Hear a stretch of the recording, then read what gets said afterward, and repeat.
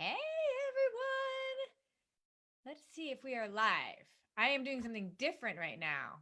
Totally different. Let's see if we are here.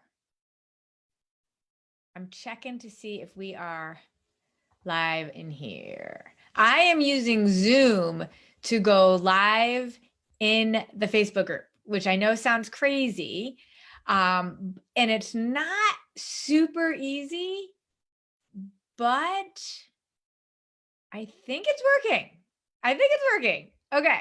So if you've ever gone live in Facebook before, it's very, very simple. You can see when people are on watching you. You can kind of look at comments. It is much harder to do when you go through Zoom, but I wanted to try to do it today. I've done this a few times because it's a really cool option. So if you are a person that's got a Facebook group, maybe you have your parents in a Facebook group.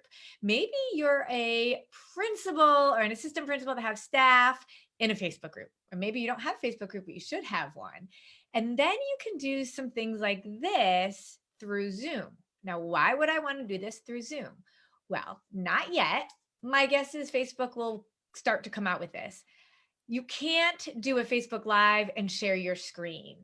You can't do a Facebook Live and bring another person in.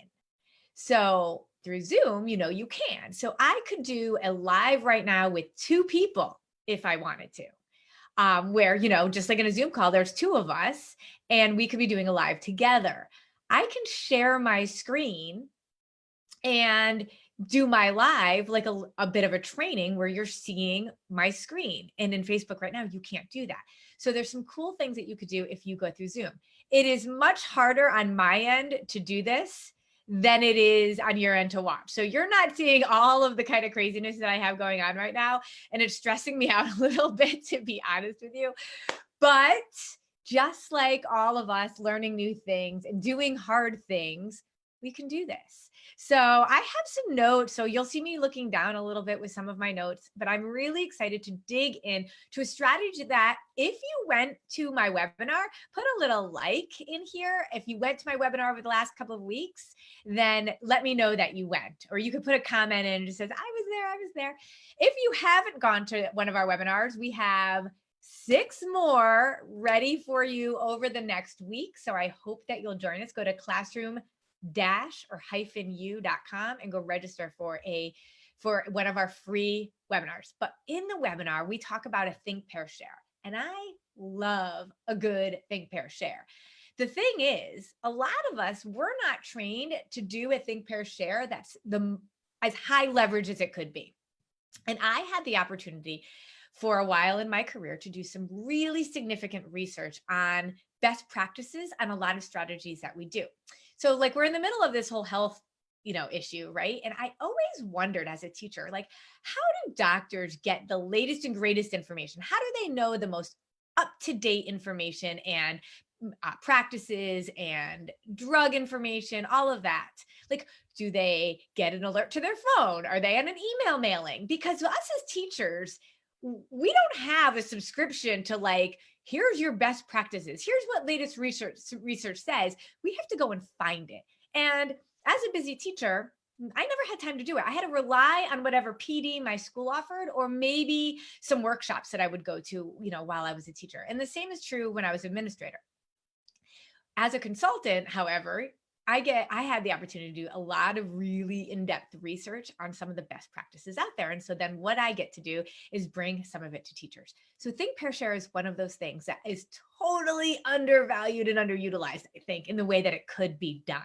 So we're going to get into that today. So I am coming at you live again through Zoom. So I'm going to be able to share my screen with you, which is really exciting. But I do have some notes in front of me that I'm going to talk through, and we can go from there. Now, the problem with being on Zoom right now truly is I don't get to see exactly all of your comments, because it's like I have a Facebook screen and then my Zoom screen, and the Facebook screen lags a little. Oh, but I can see Rhonda's on. So I have to keep refreshing my Facebook page while I'm doing this. So just so you know where I'm sitting right now.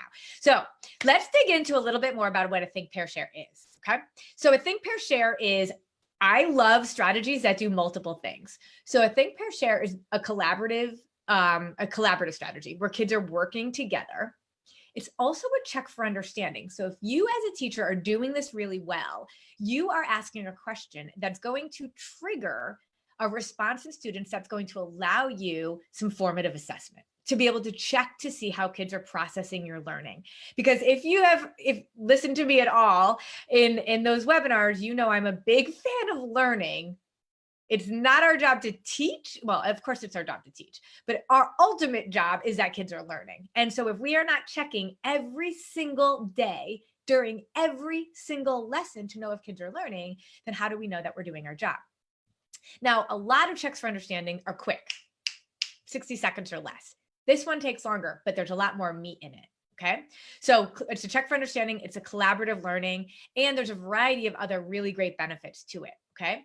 But it provides what it is it provides students with a chance to think deeply about a question or a problem, discuss it with their peers, and then with the whole class. So they're going to think silently about an open-ended question that's going to be deep and rigorous. They're then going to pair with one of their friends, one of their, classmates, and then they're going to talk about their answers. Then they're going to come back as a group and share. Now, you might have them share their partner's response. You might have them collaborate and consolidate their responses into one cohesive thought. You might have them share if you agreed or disagreed and why. Like, there's a variety of things that you could have share out. In the webinar, I have you share out your partner's response, right? Because there's a lot of active listening with that. So success when you have a think, pair, share is that when you have lots of conversation, you have peers holding each other accountable, you have this dynamic, evolved discussion that eventually you could turn into a Socratic discussion, which I think is really cool. Okay. There's so many ways that you can go do this. But the reason we do this is because it provides opportunities for really meaningful conversations. It encourages a whole variety of perspectives. It allows scholars, I love this part because it allows our students to be trying out their answers first. So it's not just like you ask a question, they have to answer it. They get to think, then they share it with a peer. Before then, it gets shared at a larger level with the whole class. So there's multiple opportunities to talk out and to process through their answers. It's a great community culture building opportunity. You can think about asking questions that digs into who they are, not just what they know. And I think that's powerful. There's so much cultural competency here because we get to know our kids. And when we know our kids, believe it or not, we all have a bias one way or the other about things that go on in other households or about kids that look different than us or have a different socioeconomic status than us. And this allows us a chance to get to know our kids at a deeper level, which then can increase our ability to relate to them and just a higher level of cultural competency. So those are all the reasons why. Let's dig in to a little bit about the concept of the question. So I'm not going to get into, I teach you in the webinar more aspects of a think, pair, share. There's lots of things to consider when it comes to clear expectations, making sure that everybody's set up for success, even just dealing with Zoom if you're going to do it over Zoom. But I want to dig in today just into one thing, the one thing that I think will make or break your think, pair, share. And that is going to be around the question that you ask. So if you are asking a question that has a right or wrong answer, that's yes or no, or that is not what anybody can answer. So you got to think about your diverse class. What is a question that everybody could answer? If those things don't happen, then being able to have kids discuss is going to be limited. So thinking about your question is likely the most important thing that you can be thinking about. Okay. I know I'm looking around, but it's just because I'm trying to navigate all of my things. So now I'm going to do let me share with you one thing. So I was coaching a teacher in this once and it was awesome. So I'm going to give you an example of a question that she did. So she's a science teacher and she was teaching about gravity. And now when you're doing a think, pair, share, you can do it at the very beginning of a unit to just see what kids know about something. You can do it in the middle as a great check for understanding to see if they're learning what you want them to learn. You do it at the end of a unit or at the end of a lesson to see if they really got what you were trying to teach them. So it works really well anywhere, but you got to really be thinking about this. So this one was done in the middle of a lesson when they were talking about, no, I'm sorry. This one was done at the end of a lesson when they were talking about gravity. And she taught them in a variety of ways the impact of no gravity on the moon and things like that, and the impact of gravity. So her think, pair, share was really relevant to so many of her kids. They loved basketball. This was in Cleveland where LeBron James was like the man, and one of the Cleveland Cavaliers adopted their school, and the cheerleaders had all been to their school recently. So like this was like a big basketball kind of a school. So her question was, what would it be like to play basketball on the moon? Any kid could have tried to answer that. It was relevant to what many of those kids like to talk about. And it was so open-ended that kids could have a discussion and a debate. And the nice thing about this question was that I would think about an answer. I need to be able to think about my answer and have one. And then as I discuss it with my classmate, my answer might evolve. And he might be like, oh yeah, that's right. It wouldn't even be able to leave my hands or whatever, right? It wouldn't be able to sink. So then my answer should evolve. And then as we share it out, my answer should evolve even further. So there's a lot to thinking about this question. So this is where I'm going to show you how great Zoom is over Facebook, okay? So I'm going to share my screen, and I have like a PDF that I've just put together a few little resources for you on how you come up with a really good think, pair, share question. So if you know anything about the depth of knowledge wheel, you can literally just Google depth of knowledge wheel. And a level 1 or a level 2 kind of question are likely going to definitely like a level 1, but they're probably going to be yes or right or wrong answers. And we want to raise the rigor in our classroom as much as possible. So that was a rigorous question. That was a really hard question around thinking about gravity and the moon. So I want you guys to be around that level 3 or 4.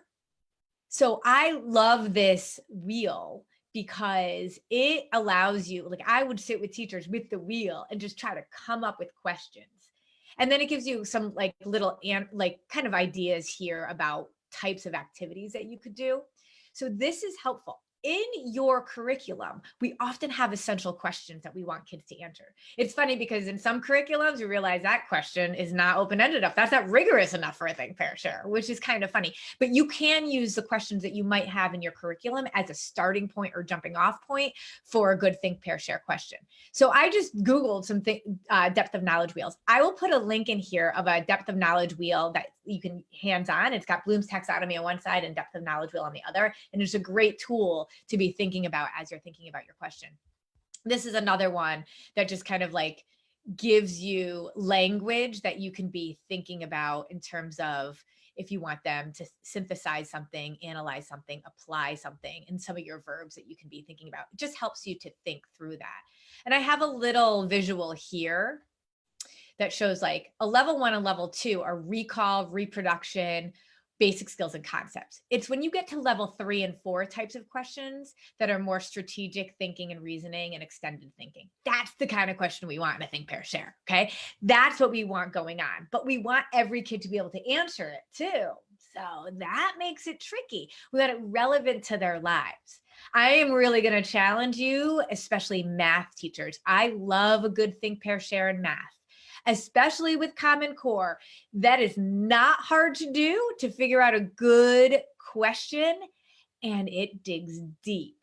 And so it takes it's a different concept for a math teacher. A lot of people think this is elementary school or that this is like language arts, but this goes with I have coached every single grade level in a think, pair, share and every content area. So there is not a content area that you can do, but I will also encourage you to use this as a relationship building tool too. You could ask questions that aren't content related. I don't always want you to, right? Like I want you to do this for content as well, but you could do some really very deep questions. I mean, you could talk about coronavirus, right? And like thinking about ways that you think they could be, dealing with this issue, depending on the age of your kids. So here's a good little frame here that I just want to give you to support you. So the way that I will coach teachers in terms of thinking about how to do this question is thinking about, okay, what ideas do I want my students to be thinking about, to be communicating about? What ideas do I want them to say out loud? What do I want to hear from them when they're talking to each other? And then from there, I can come up with my open-ended thinking question. Now, one thing to always do, though, after you come up with your question is have a sentence frame. Believe it or not, I do think pair shares with adults all the time, and I still need a sentence frame. So there's no age limit on this.